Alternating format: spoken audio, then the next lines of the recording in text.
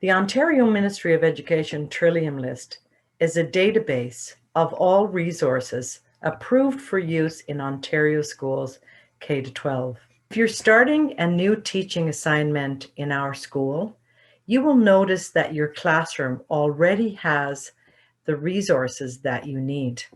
With the Trillium List as a guide, all of these resources were selected in consultation with administration, curriculum leaders, and teaching staff. In elementary grades in particular, decisions were made to acquire resources that allowed teachers to collaborate in planning for instruction and assessment and provide consistency across the grades and classrooms. There's an expectation in our school that teachers use the resources in their classroom. However, if you need to check out a resource that you would like to add to your classroom, make sure to check the Trillium List to find out if it's an approved resource, and also consult with the library. Let's take a look at an example. So if we look at the elementary subjects grades 1 to 8, and I'm going to click on this, and I'm going to click on language. So I'm going to take a look at what's approved in language for grade 5.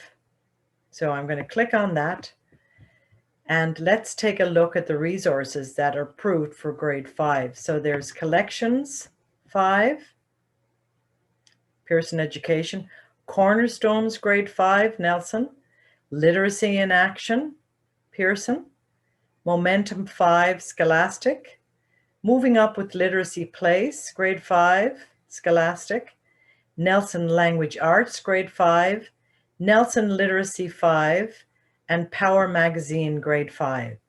So our school made the decision to go with Nelson Literacy, grade 5. And the reason for this was it's a comprehensive literacy package that includes student resources and teachers' guides. That means that all grade 5 classrooms in our school have the complete Nelson Literacy package, which includes the 3 student books, the guided and independent reading set, the media package, and the teacher's guides.